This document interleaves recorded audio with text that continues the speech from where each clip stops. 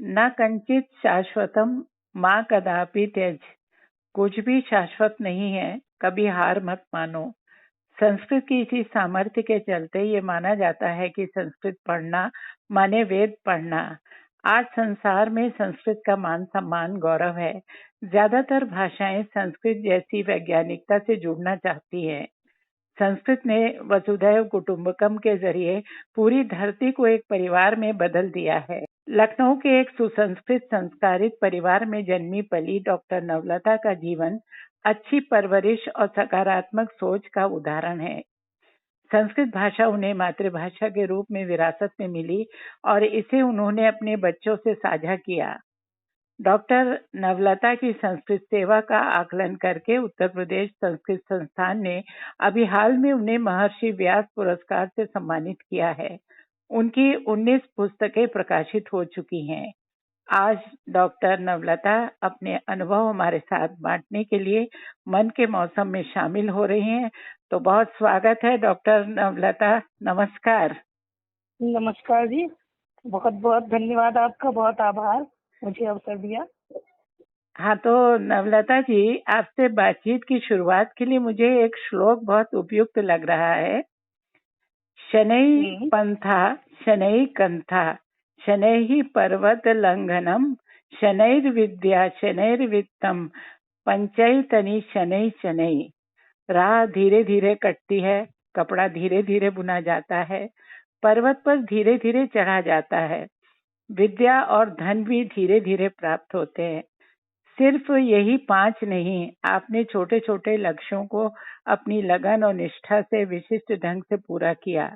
सबसे पहले मैं अंधा युग के संस्कृत अनुवाद की चुनौतियां जानना चाहूंगी। एक महान बेहद चर्चित कृति को कैसे आपने संस्कृत में ढाला? बिल्कुल ठीक प्रश्न है आपका। देखिए, यहाँ उत्तर प्रदेश संस्कृत संस्थान में मैं काफी समय से जुड़ी हूँ।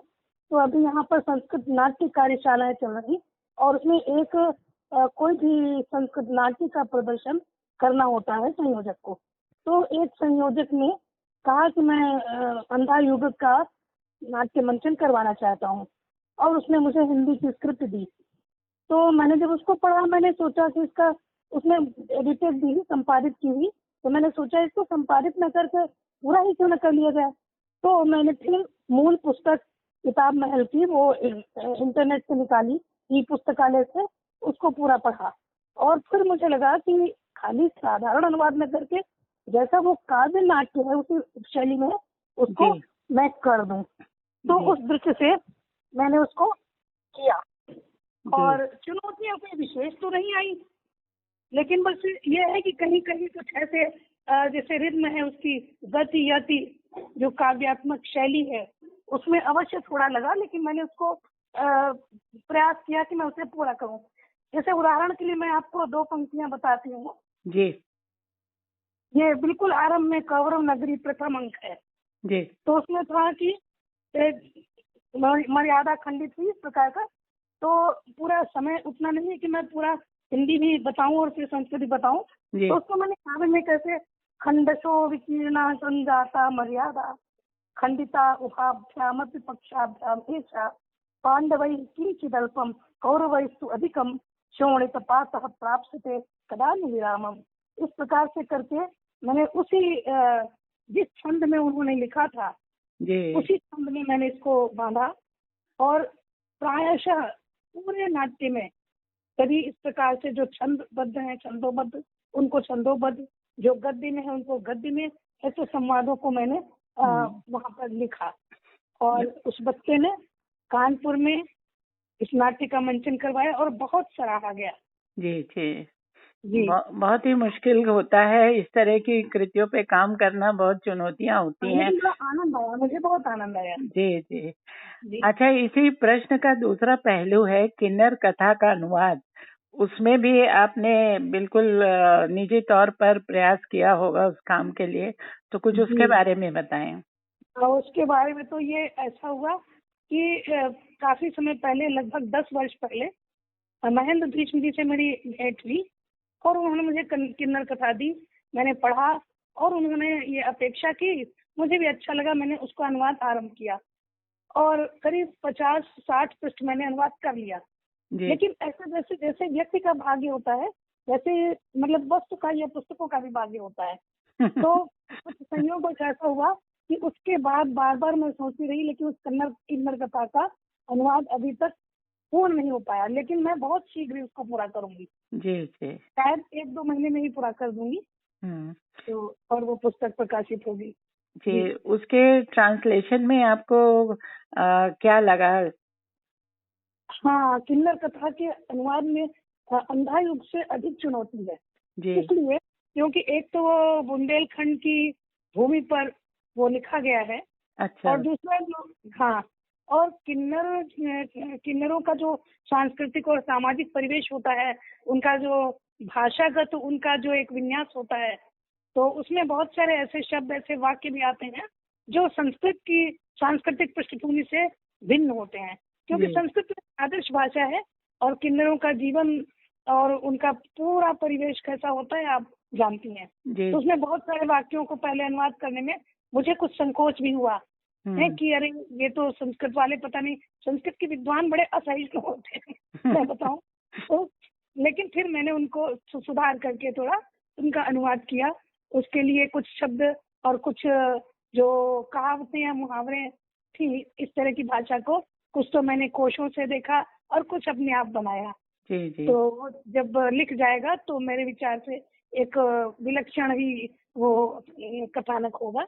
हाँ, वो तो सारे प्रयास उसमें दिखेंगे जो आपकी तरफ से जी जी हो जी रहे जी हैं रचना के प्रति न्याय करने के लिए, और जिस भाषा में जा रहा है जो उसके जी पाठक जी है जी उनको भी ध्यान में रखते हुए। जी जी, जी। ये तो जैसे चुनौती आपको, रहती है। जी, आपको मैं बताऊं, अंधा युग हम जिसने भी पढ़ा, तो इन लोगों ने कहा कि मुझे मूल जैसा आनंद आया। तो ये सुन के मुझे बड़ा अच्छा लगा। हाँ, तो यही वैसा मैं अनुवाद कोशिश की भी सबसे करूंगी। बड़ी खूबी होती है जी कि उसके बाद ये लगे कि हमने एक दूसरी मौलिक चीज पढ़ी है। उसकी जी याद तो आती है, लेकिन ये लगता है कि हम दूसरी भाषा में कुछ दूसरी ढंग से उसको पढ़ रहे हैं। जी जी। जी इसी संदर्भ में मैं बताऊं, महेंद्र भीष्म जी का ही एक एकांकी था, है श्रावण बैसाख हो गया, तो उसका मैंने संस्कृत में अनुवाद किया, नाटक का, एकांकी का, और उसका मंचन बहुत स्थानों पर उन्होंने करवाया।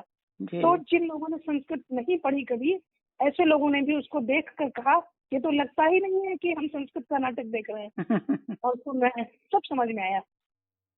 हाँ, देखिए तो कुछ चीजें तो विधा पर भी निर्भर करती है ना, कि अब जी अगर जी। नाटक है, मंचन होना है, तो हाँ वो ज्यादा दूसरों तक पहुंचे, कम्युनिकेट हो अच्छे ढंग से, जी तो इसलिए भी देखना पड़ता है कि इसका उपयोग क्या है और ये किस माध्यम के लिए तैयार हुआ है। किताब पढ़ना तो आसान है, लेकिन मंचन में तो आदमी दोबारा उसको पलट के नहीं पढ़ सकता ना, वो तो जो जी सुनेगा वही समझेगा। जी जी जी। जी अच्छा नवलता जी, आपकी 4 उपलब्धियों की धुरी में एक सूत्र मुझे नजर आता है। आधुनिक जी तकनीकी दौर में संस्कृत को आसानी और शुद्धता से सब तक पहुंचाना, ये आपके 4 काम हैं। संस्कृत हम्म, विकिपीडिया विषय पे कार्यशाला, संस्कृत एंड्रॉयड एप्लीकेशन पर कार्यशाला, हम्म, प्राविधिक संस्कृत शैक्षिकोपकरण निर्माण कार्यशाला और संस्कृत विज्ञान प्रदर्शनी का आयोजन। इनको जी मैंने सबको एक साथ इसलिए लगा कि मुझे लगा कि कहीं इनके पीछे उद्देश्य एक है, तो आपको भी बिल्कुल। बताने में सुविधा होगी। हाँ, बिल्कुल एक उद्देश्य है। मैं जो विक्रमादित्य सनातन धर्म महाविद्यालय कानपुर में, मैंने अपना बहुत समय, लगभग 31 वर्ष मैंने वहाँ पर शिक्षण का कार्य किया। जी और हमारे यहाँ जो छात्र आते थे, वे अधिकतर ग्रामीण अंचलों से आते थे, जिनके पास मोबाइल और ये सब तो दूर की चीज है, उनके पास साधारण चीजें भी नहीं होती थी। तो लेकिन मुझे बार बार मुझे बहुत आराम से लगता है कि संस्कृत की युवा पीढ़ी, संस्कृत पढ़ने वाली युवा पीढ़ी, और संस्कृत के जो निर्धन और दब्बू संकोची छात्र हैं, उनको हम आज के समय के बराबर लाएं। तो इस दृष्टि से जब तक हम उन्हें टेक्नोलॉजी में निष्णात नहीं बनाएंगे, तब तक वे आधुनिक युग के समान नहीं हो सकते, जी अपने को बिल्कुल वहाँ सही। हाँ समायोजित नहीं कर सकते। तो उसी संदर्भ में मैं बराबर कुछ कुछ ऐसे कार्यक्रम करवाती रही। और मैंने सबसे पहले, आपने जो प्रश्न में जो अंतिम विज्ञान प्रदर्शनी कहा, मैंने 2014 में संस्कृत विज्ञान प्रदर्शनी का आयोजन करवाया, संस्कृत भारती के उनकी सहायता से कह लीजिए। तो जी। हमारे एक छात्र हैं डॉक्टर योगेश मिश्र, तो उनको मैंने निर्देशित किया कि तुम ये विज्ञान प्रदर्शनी लगाओ। और वो जो जैसा आप सोच रही होंगी कि इसमें कोई बहुत प्रयोगशाला रही होगी, कुछ हुआ होगा, ऐसा नहीं। क्योंकि पहले तो हमें यही बताना है कि संस्कृत का विज्ञान से कोई संबंध नहीं है। तो संस्कृत में हम जो बहुत सारे वैज्ञानिक चीजें, जैसे उदाहरण के लिए एक दो बताऊं, जैसे बैटरी बनाई जाती है, जो ये सेल, बैटरी का सेल बनाया जाता है, उसके लिए हमारे यहाँ अगस्त्य संहिता में पूरा विधि दी हुई है कि कैसे कैसे किन किन चीजों का प्रयोग करके किस प्रकार से बैटरी बनाई जाए, सेल बनाया जाए। तो उसको चित्रित करके उस वहां से श्लोक और सूत्र लेकर के उनका पोस्टर बनाए, बहुत सारे पोस्टर बनाए। बहुत ही रोचक है ये तो। जी जी जी। तो इसी प्रकार से जो जो हमारे भारतीय साहित्य में, संस्कृत साहित्य में जहाँ जहाँ बहुत स्थानों पर है वैज्ञानिक और तकनीकी, इसी प्रकार निर्माण कार्य के लिए, भवन निर्माण के लिए, तो भवन निर्माण के लिए भी बहुत सारी ऐसी तकनीकी चीजें हैं जो हमें जानना आवश्यक, आज के युग में भी उतनी ही प्रासंगिक है। तो उनका भी उसी प्रकार चित्रों के और नीचे प्रामाणिकता के लिए जहाँ जहाँ से वो लिए गए हैं उनका संदर्भ दे दे करके पूरी पूरी प्रदर्शनी लगाई गई। और उसका अवलोकन हमारे छात्रों ने किया, हमारे शिक्षकों ने किया और बाहर से भी आए लोगों ने किया। तो उसका उद्देश्य वही था कि वे संस्कृत के वैभव को जान सके, संस्कृत की व्यापकता को जान सके। उसके बाद आई बात विकिपीडिया और एंड्रॉयड और शैक्षिकोपकरण निर्माण कार्यशाला की। तो हम 2015 में जब एक हमारे यहाँ एक शोध कार्य के लिए एक नई पद्धति आरडीसी के लिए हुई कि उन्हें पीपीटी प्रेजेंट करना था, अपना विषय पीपीटी के द्वारा प्रस्तुत करना था, और संस्कृत के छात्र कुछ भी नहीं जानते थे। तो मुझे लगा कि इन बच्चों को हमें उस दिशा में भी ज्ञान देना चाहिए। तो हमने सबसे पहले ये एंड्रॉयड एप्लीकेशन पर, संस्कृत एंड्रॉयड एप्लीकेशन पर हमने एक कार्यशाला 1 दिन की करवाई, और उसे गुजरात में, अहमदाबाद में, ये संस्कृत विकिपीडिया और विकिपीडिया के मिस्टर नेहल नरेंद्र जी, तो वो संस्कृत विकिपीडिया को देखते हैं। तो उनके द्वारा मैंने विकिपीडिया का परिचयात्मक एक प्रस्तुत करने के लिए, स्वरूप प्रस्तुत करने के लिए कार्यशाला करवाई। और जब विकिपीडिया के पूरे स्वरूप को जान गए, कैसे विकिपीडिया क्या है, बहुत से संस्कृत के छात्र नहीं जानते थे, तो उन्हें बताया गया कि स्वतंत्र मुक्त कोश क्या होता है, मुक्त कोश में क्या लाभ है। लेकिन उसके लिए हमें इंटरनेट की आवश्यकता है, उसके लिए हमें एंड्रॉयड की आवश्यकता है। तो इसलिए मैंने फिर 2016 में एंड्रॉयड एप्लीकेशन पर प्रोफेसर मदन मोहन झा हैं, अभी राष्ट्रीय संस्कृत संस्थान में, इस समय भी जम्मू केंद्र में है वो, तो निदेशक हैं। तो उनको मैंने आमंत्रित किया और उन्होंने फिर 1 दिन की वो कार्यशाला की। और उसके बाद में फिर उसमें हमने धीरे धीरे करके छात्रों को हमें इस योग्य बनाना था कि वो शोधक छात्रों को विशेष रूप से, कि वे अपना पीएचडी का कार्य वो स्वयं कर सके, किसी को हायर करके, किसी को किराए पर दे करके, पैसे दे करके उनको न करना पड़े। और एक तो डर मन से खत्म होता है कि ये कुछ ऐसा है जो उनके कुव्वत से और कुव्वत से बाहर है। जी। तो ये जो 3 दिन की संस्कृत प्राविधिक शैक्षिकोपकरण कार्यशाला की, ये भी प्रोफेसर मदन मोहन झा ने ही अपने एक सहयोगी के माध्यम से आवासीय कार्यशाला थी, और लगभग 150 प्रतिभागियों ने इसमें भाग लिया। सबको लैपटॉप कहा गया, तुम लोग लाओ लैपटॉप, जिनके पास नहीं था उनको कुछ उपलब्ध कराया हम लोगों ने अपने लैपटॉप, और बाकायदा चार्जिंग वार्जिंग की व्यवस्था सब करके, और उसमें बहुत ही आनंद लिया। उसमें उसका उद्देश्य रोजगार पर संस्कृत का भी प्रचार करना था। तो जो संस्कृत में कार्टून बनाना, कैसे संस्कृत में कार्टून बनाकर उनको संस्कृत में कैसे लिखिए, ये सब चीजें उनको बहुत व्यापक स्तर पर बताई गई, सिखाई गई। और फिर यह है कि उन्होंने सीखा बड़े आनंद लेकर के, और कहीं वो भूल न जाए, इसके लिए प्रोफेसर मदन मोहन झा जी ने एक, अब चूंकि टेक्निकल युग है तक, तो एक व्हाट्सएप का ग्रुप बनाया, समूह बनाया, और उसमें उन सारे छात्रों को कहा कि तुम लोग हमें अपना होमवर्क करके दिखाते रहोगे, सप्ताह में एक बार हम मिलेंगे। ये फॉलो अप होता है, इसको कहते हैं फॉलो अप। कोई चीज करके छोड़ देना एक अलग बात है, लेकिन आपका उद्देश्य उनको पूरी तरह शिक्षित करना था, इसलिए ये कार्य आगे बढ़ा। जी। और मुझे प्रसन्नता है कि उस माध्यम से मतलब सैकड़ों छात्र जिन्होंने भाग लिया वो, और जिन्होंने नहीं लिया वो भी आज हम लोगों से जुड़े हुए हैं। जी जी। जी। अच्छा, नवलता जी, अमेरिकन बायोग्राफिकल इंस्टीट्यूट से भी आपका जुड़ाव रहा है, तो जी। किस प्रकार का था ये आपका जुड़ाव? तो वास्तव में मैं तो इस संस्था को जानती ही नहीं थी। तो हुआ ये कि 2000 में जी। कहीं से मेरे पास एक पत्र आया, किसी ने मेरा संदर्भ दिया होगा, हम्म। तो मेरे पास अमेरिकन बायोग्राफिकल इंस्टीट्यूट के द्वारा एक पत्र भेजा गया और उसमें उस समय ये लोग, ये एक पब्लिशर्स हैं एक तरह से, और ये वैश्विक स्तर पर काम करते हैं। तो खासकर उर्दू संबंध में तो इन्होंने मुझे ये कहा कि हम महिलाओं पर काम कर रहे हैं अभी, तो जो प्रतिष्ठित कामकाजी महिलाएं हैं उनकी एक डायरेक्टरी बनाना चाहते हैं। तो उसमें और लोगों की भी सहायता ली होगी उन्होंने, तो मुझे उसके लिए उन्होंने अवैतनिक रूप से नियुक्त किया और ये कहा कि एक फॉर्म भेजते थे आप, कुछ प्रारूप भेजते थे जिसमें कम से कम 10 महिलाओं के नाम लिख सकते थे। और तो उसमें बहुत सारे लोगों, करीब सैकड़ों महिलाओं के, जिनको जिनको मैं जानती थी, भारतवर्ष में जिनको जानती थी, लखनऊ में तो जानती थी, तो उनके नाम, उनके पते मैंने, और उनका कार्य किस क्षेत्र से जुड़ी हैं वो मैंने भेजा।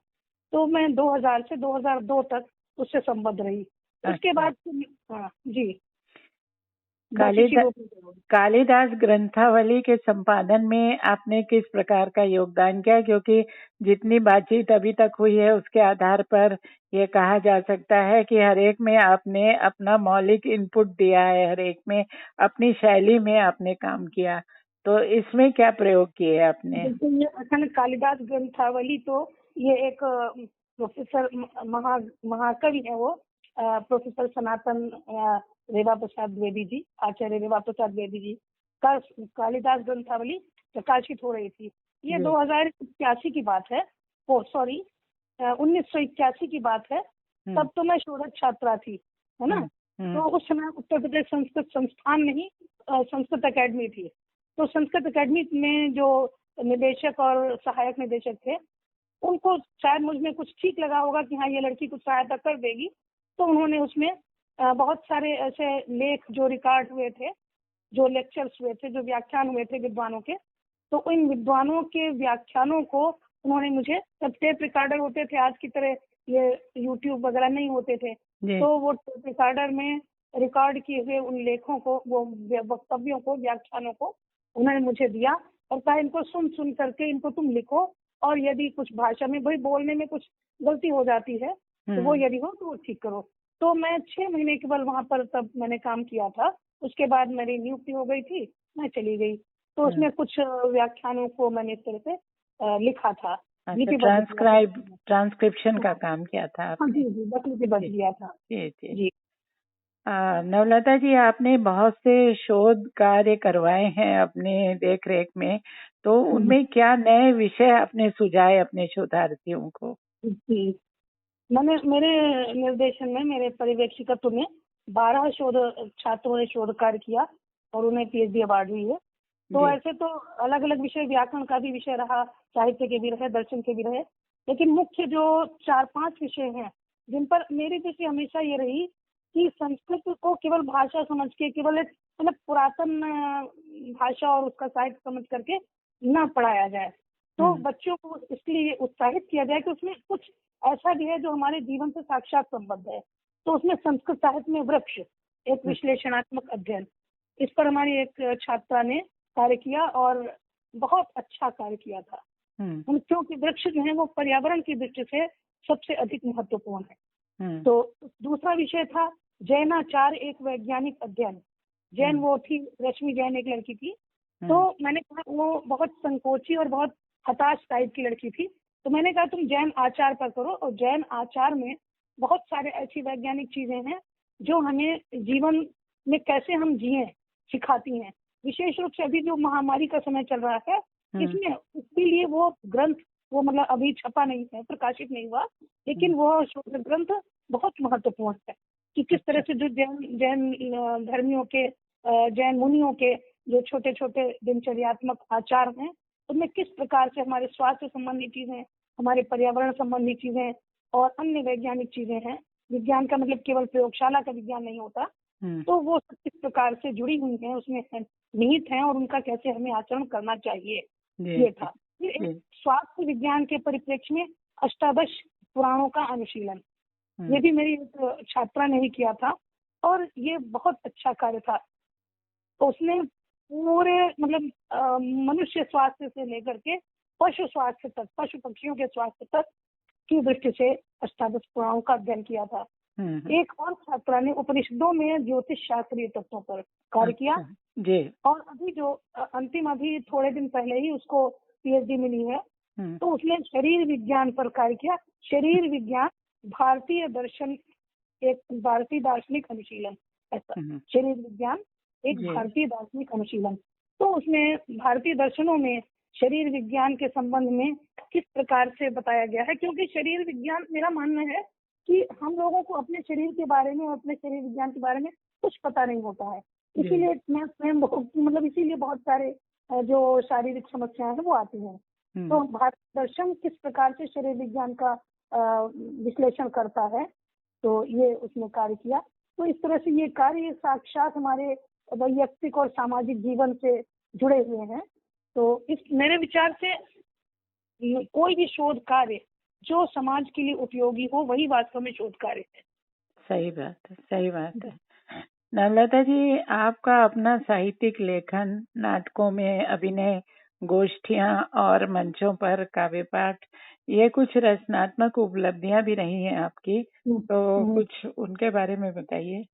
जी, मेरा साहित्यिक लेखन तो मैं पहले हिंदी में भी लिखती थी और संस्कृत में भी, दोनों में मैं गद्य, पद्य और कहानी, एकांकी इत्यादि लिखती रही हूँ। उनका मेरा विषय जो है कभी वैयक्तिक से समस्त, मतलब व्यक्ति से समस्त की ओर जाना, ये है हमारा मुख्य उद्देश्य है।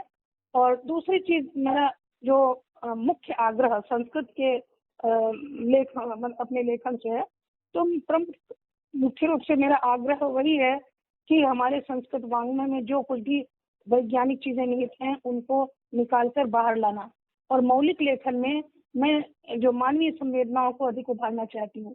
तो जैसे उदाहरण के लिए मैंने संस्कृत साहित्य जल विज्ञानम, ये एक ग्रंथ लिखा, संस्कृत वाङ्मय कृषि विज्ञानम।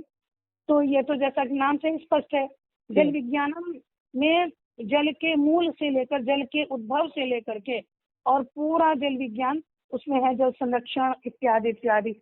तो उसी प्रकार से जो कृषि विज्ञानम का ग्रंथ है, तो इसमें जो हमारी भारतीय कृषि परंपरा और कृषि पद्धति थी उसके विषय में मैंने इसमें लिखा। ये 250-250 पृष्ठ के लगभग हैं। एक और ग्रंथ मेधा मंथः, जिसमें 14 लेख हैं और वो 14 भारतीय विज्ञान और तकनीक से हैं, जिसमें मैंने प्रयास किया ये जो इलेक्ट्रॉनिक सिस्टम है इस पर भी मैंने अपना जो संस्कृत का पाणिनि व्याकरण है, पाणिनि व्याकरण में किस प्रकार से इलेक्ट्रॉनिक सिस्टम का शब्द इसको वैद्युतिकी कहेंगे, उसके तत्व निहित हैं। इसको मैंने खोजने के लिए प्रयास किया। एक लेख है, केवल शोध लेख है, लेकिन लोगों ने उसे पसंद किया जी। और इसी प्रकार अभिनय नाटकों में मैंने वेणी संहार सबसे पहले उसमें अभिनय किया था जी। वेणी संहार तो रविंद्रालय में हुआ था बहुत पहले, जो मैं शोध कार्य कर रही थी। और उसके बाद मैंने मंथरा चरितम, एक हमारे डॉक्टर ओम प्रकाश तिवारी जी हमारे अनुज कल्प थे, अब नहीं है, तो मंथरा चरितम में जैसा कि नाम से मतलब व्यंग्य नाट्य था वो उन्होंने लिखा था, तो उसमें मैंने अभिनय किया मुख्य रूप से।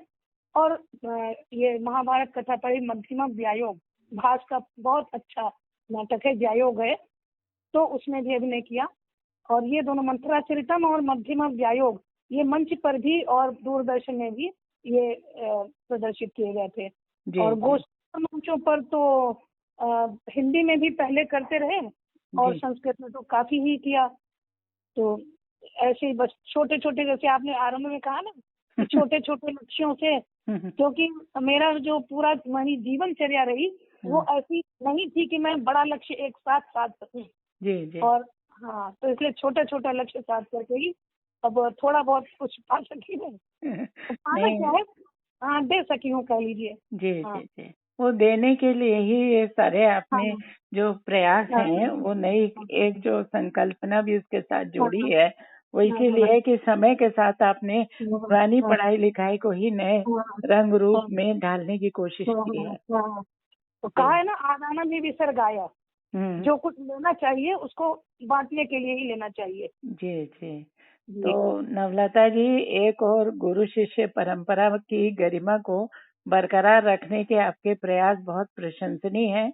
तो दूसरी ओर आपने माता पिता से विरासत में पाई संस्कृत बोलने और परिवार में संस्कृत के लिए वातावरण बनाने में नई पीढ़ी को अपने साथ जोड़ने का भगीरथ कार्य किया है।